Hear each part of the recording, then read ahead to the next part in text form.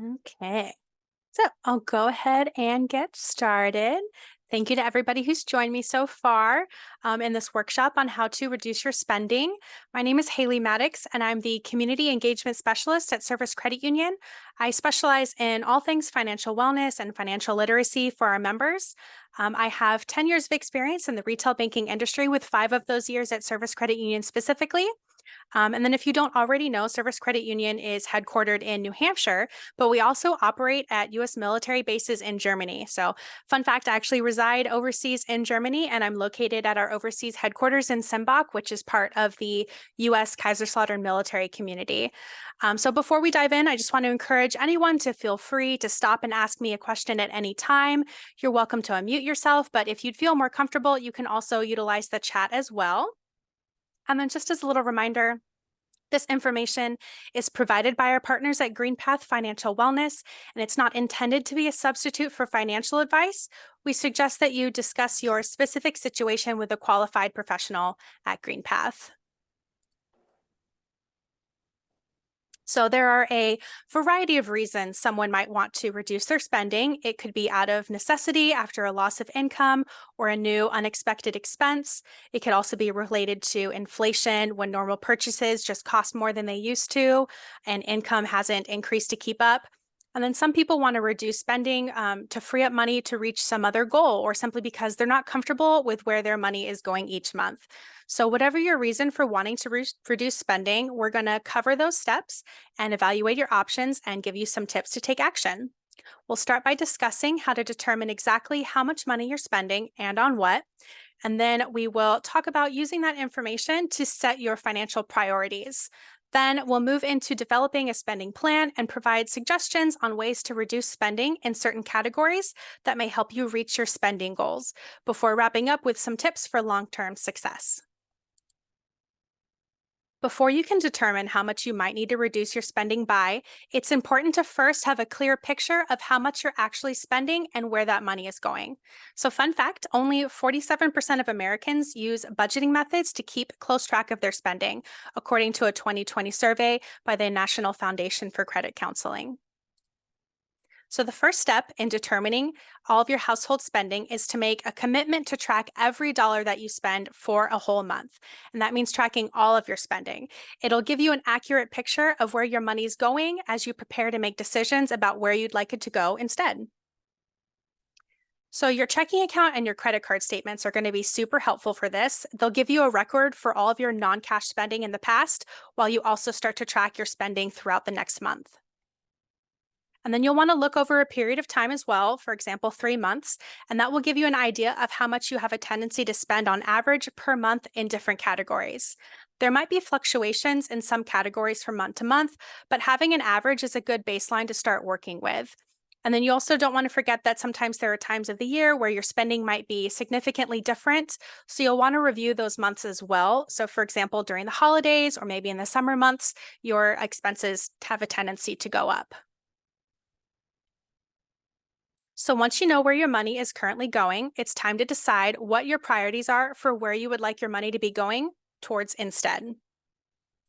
The first step in setting your priorities is to make a list of the various categories you're currently spending your money on, as well as those you want to be able to spend your money towards in the future. Examples might be entertainment, sports, dining out, health, beauty, wellness, pets, toys, debt payments. Do your best to think of anything and everything. Next, you'll want to rank each spending category, and this will be about what you consider to be the most important to you. Don't think about what your family, friends, or neighbors might consider the most important, or what you think you've heard about what should be important in a budget. We all have different priorities, so this step is about honestly identifying what your priority expenses are. Be honest with yourself, and that will be the key to success here. Does anyone have any examples of expenses that are higher or lower of importance to you than they may be for others? For me personally, I'm really into like getting my nails done, so I might be willing to spend more money on that than other people.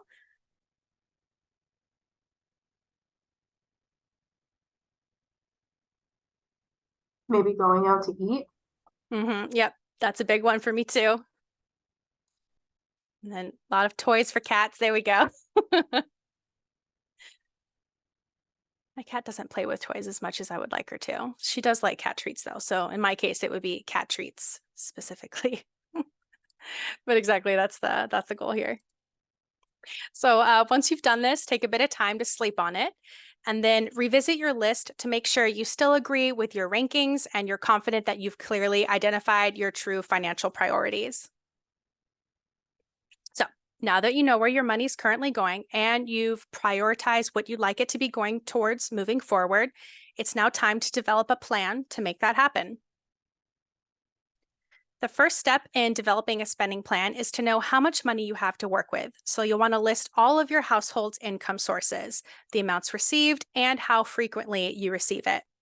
You'll want to consider the consistency here. So you don't want to rely on overtime or bonuses to cover your high priority expenses because income sources like that are inconsistent and they can fluctuate. So inconsistent income is typically recommended to be allotted to achieve your financial goals faster. So maybe taking a vacation or paying off debt quicker or increasing your savings. Next, you want to list all of your non-negotiable expenses. These are your necessities. So for many of us, this would include things like food, housing, utilities, and transportation. Finally, allocate the rest of your money based on your list of priorities. Start with the highest priority expenses that weren't included in all of your non-negotiables, and then work your way down the list until you run out of money to work with. So once you've done this, you want to look at it and determine, like, were you able to fit everything that you wanted into your spending plan? So if you weren't able to fit everything that you wanted to into your spending plan, you can consider looking for ways to reduce your spending in some categories to free up money for other expenses. If you have spending categories on your list that don't fit into your spending plan with your current income, take time to evaluate how important each one is to determine if you need to reevaluate your existing plan to include them. Revisit your current spending plan in great detail to ensure you've correctly ranked the priority level of expenses you've already included compared to those you weren't able to include. So now it's time to look back at your spending plan to identify things that you want to keep, but could possibly reduce the amount that you plan to spend towards them each month. An example could be to reduce how many subscription services you have active, or how often you pay for takeout or go out to eat each month. If you were able to identify a few categories that could probably be reduced some, then go ahead and make those reductions in your spending plan. Now, revisit the list you weren't able to fit previously and see if you freed up enough funds to include some of them. If you're not sure where to start when it comes to identifying expenses that could be included but reduced, here are some suggestions. Costly Cs. Have you ever realized that many of the areas in our budget that many people find themselves overspending on have a tendency to start with the letter C? So that's things like clothes, cars, coffee, cable, or, subscriptions, basically. Children's expenses, convenience, the list goes on. Of course, not everything on this list will be items that you personally spend money on or are areas that you can adjust your spending on, but it's worth evaluating if any of these make sense for you to consider reducing how much you spend on them. Another area people don't even realize how much money goes to are subscriptions. Based on a 2022 survey, the average household spends $219 every single month on various subscriptions. This number may be surprising because a lot of us cut cable and signed up for streaming services as a way to save money. So you'll want to review your checking account and your credit card statements to identify all of the subscriptions you have and how much they cost each month. So be sure to include things like your streaming services. So Netflix, Hulu, Disney Plus, Paramount, Apple TV, such a long list. Of course, Amazon Prime, delivery services for like pets like Chewy, food and grocery delivery services, magazine and newspaper subscriptions, whether they're print or online.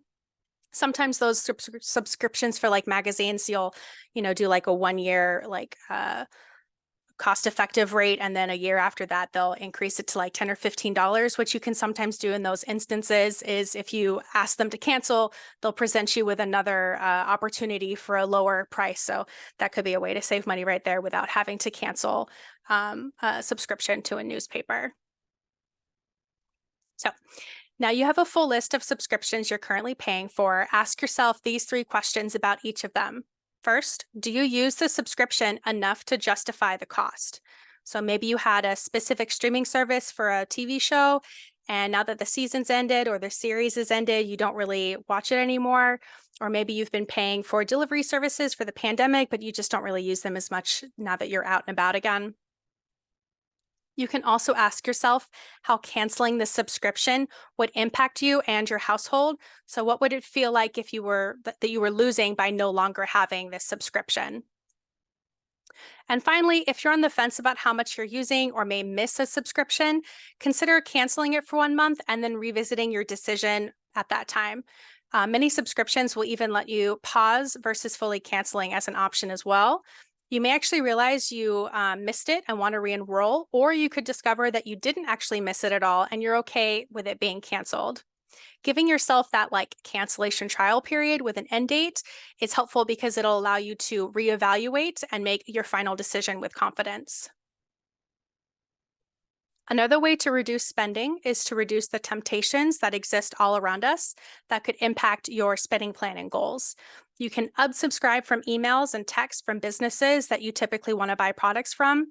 A lot of people sign up for those emails to get a discount or some other benefit, but the constant like emails of huge sale, savings, yada, yada, triggers us to not want to miss out on that sale. So we could spend money on something that we didn't actually intend on purchasing in the first place. It can also be helpful to just turn off notifications for apps to avoid spending on items not included in your plan. So maybe you decided paying extra for food delivery wasn't something you wanted to do any longer. So until you get a notification from your DoorDash or Lieferando app offering maybe a discount for your next order right around lunchtime, now you're triggered that you want to order some delivery and takeout. So you're making that extra purchase when you didn't necessarily need to. So deleting the app or turning off the notifications can help reduce that trigger point. And then social media influencers have sprung up all around us. They encourage us to buy specific products that they're being paid to advertise, even with a discount code, which, they're getting a cut when they do that. And it's hard to ignore when you're simply just trying to keep up with friends and family and follow your favorite entertainers on social media. So if you do follow any specific influencers or business accounts that have a tendency to tempt you to spend more than you'd like, just consider unfollowing them to remove that temptation from your feed. Of course, you can't completely remove advertising and suggested posts, but removing those accounts from your feed will help. And then, according to research conducted in 2022 by Popmenu, which specializes in restaurant technologies, 30% of all consumers spend an average of $180 a week on restaurant food. That would be $9,360 a year for some households. I'm sure many of us have had a long day at work or need to take kids to an after school activity and don't necessarily have a plan for dinner. So instead of going home and trying to make a meal with what's left in the fridge or, clean, we decide to pick up something and eat it because it's easier than going home to, doing all the prep work and the cleaning work that comes with cooking at home. Spending some time planning meals and doing prep work on the weekends when you have some extra time and capacity can help reduce this if you already know that you already know what food you have ready to go when you get home. The prep work makes it a lot easier.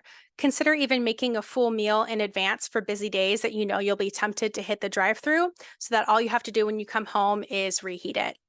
Another plus to meal planning and prepping is it helps reduce food waste, meaning less of the money that you spend on food goes into the trash or into the compost bin.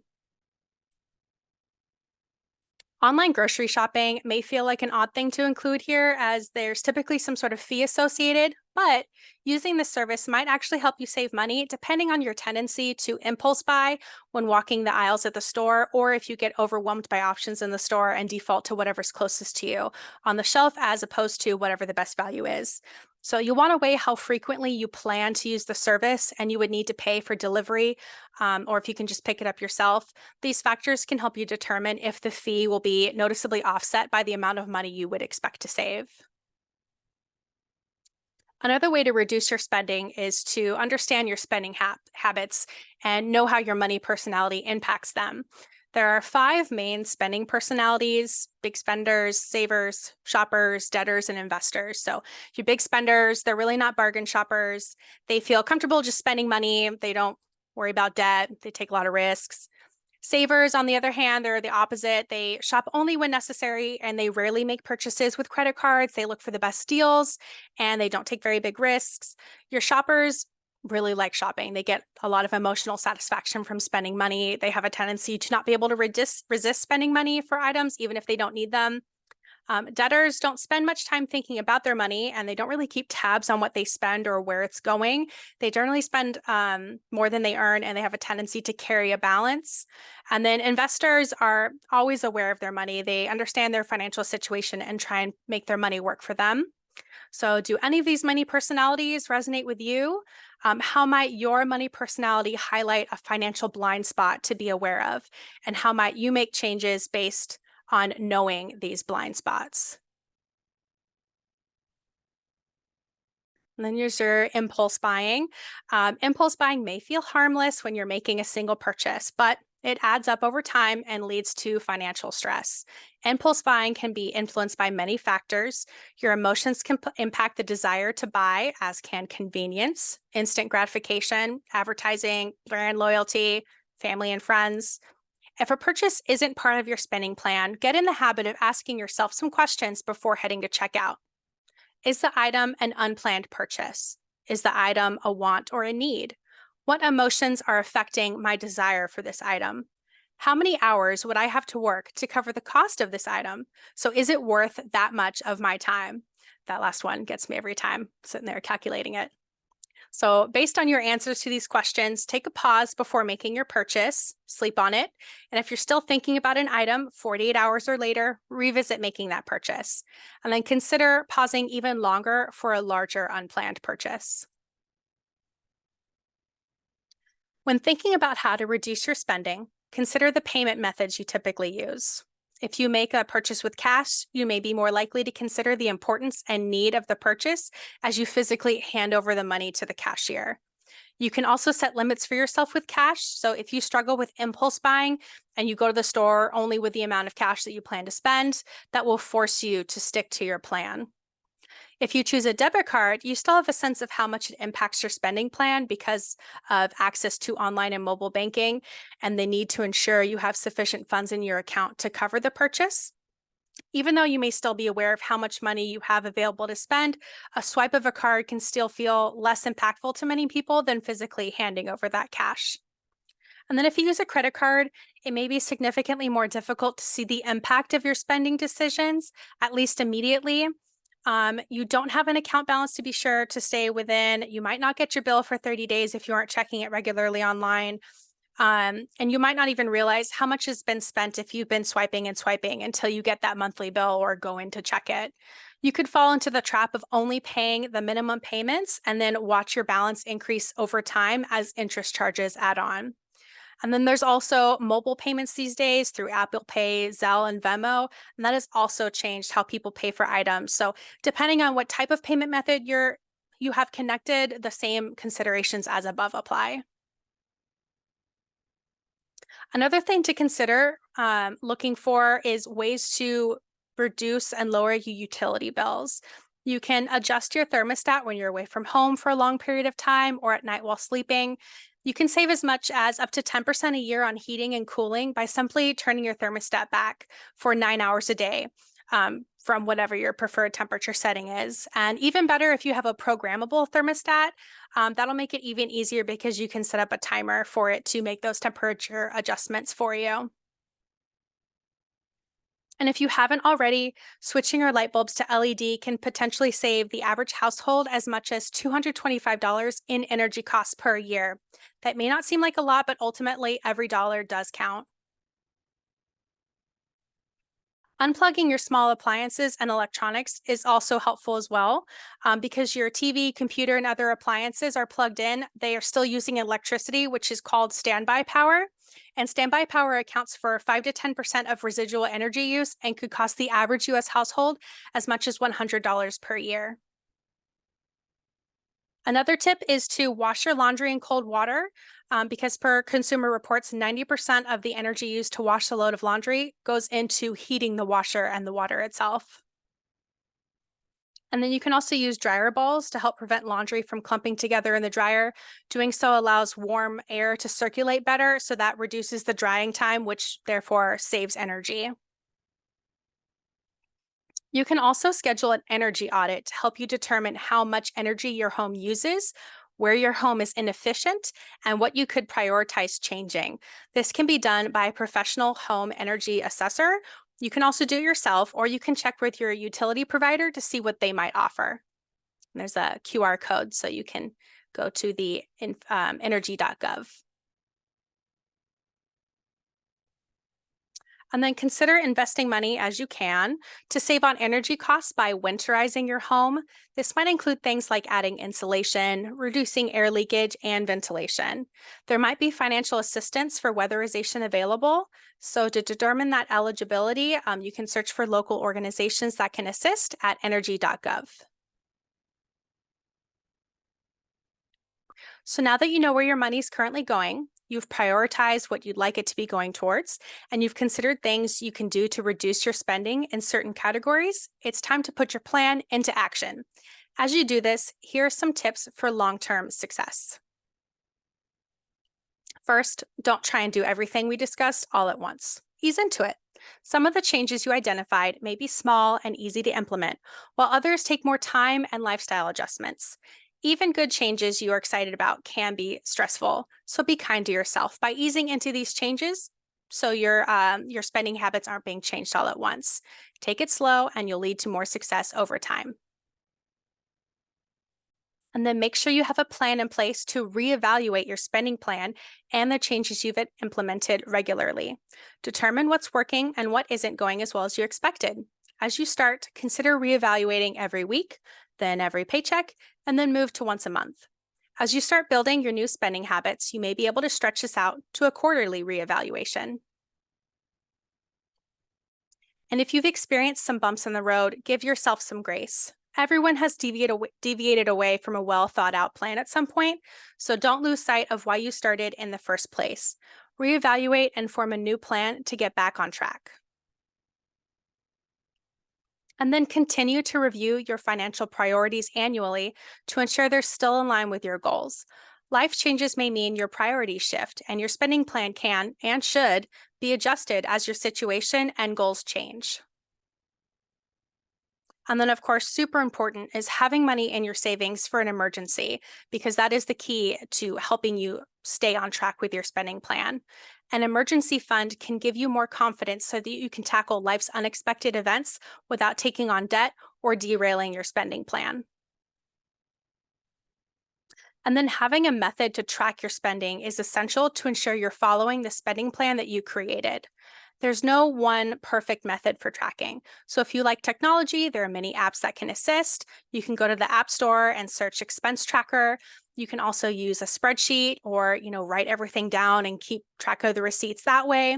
If you try a method and it doesn't work, try something else. Also, if you're a Service Credit Union member, you can use the money management tool located under More Services in online banking or under the More section in your mobile app, and that will help you create and keep track of your budget by category. And finally, you don't have to do any of this alone. We at Service Credit Union are here for you, and our trusted partners at GreenPath Financial Wellness are here to help as well. You can contact a certified financial wellness expert to complete a confidential assessment to help you get started building a spending plan and looking for opportunities to make every dollar work towards your goals. So if you'd like to take a closer look at your specific financial situation, you're welcome and encouraged to call our partners at GreenPath Financial Wellness. They're a nonprofit organization we partner with to provide resources to help you lead a financially healthy life. Their certified counselors can conduct a free confidential financial assessment with you, and that involves taking a look at your budget and collaborating to develop an action plan to help you work towards your financial goals. GreenPath can also talk about other financial concerns or goals you have related to things like credit, housing, student loans, or debt. And then at Service Credit Union, we understand the importance of financial literacy and wellness. That's why we offer a range of resources and services to help our members achieve their financial goals. From educational seminars to personalized financial planning and state-of-the-art digital tools, we're here to support you on your financial journey. Our FinLife app helps coach you through 10 themes of financial wellness, and it's completely free and easy to use. You can also take advantage of that partnership with GreenPath Financial Wellness. Aside from the one-on-one counseling, they also give you an access to a plethora of financial wellness and literacy content. And then, of course, you can go to our financial wellness seminars like this one and more on everything from home buying to the basics of banking. You can go to servicecu.org/learn and see what upcoming seminars you can register for. Information of all of this and more can be found by visiting our website, servicecu.org/wellness. And then thank you so much for joining me today for our webinar. I'd like to open up the floor for any questions or comments. We host webinars monthly, so be sure to check out our website and then servicecu.org/learn to see what upcoming webinars and seminars you can attend. I'll be hosting one next month as well, and that one's geared towards financial decisions for young adults, so like how to make decisions after leaving high school. So that's great for both teens and parents. And then we have a bunch of Operation Home Buying classes, and that goes over how to purchase a home. And then we also have webinars on with Service Financial Group for investing. So one of our participants says, as a young adult, I was in the debtor category. Same, worked hard on lifestyle changes to help get out of it. Congrats, that's great. I feel that. Credit cards were a little crazy for me when I was younger too, so I feel the pain. But other than that, have a lovely day to everybody.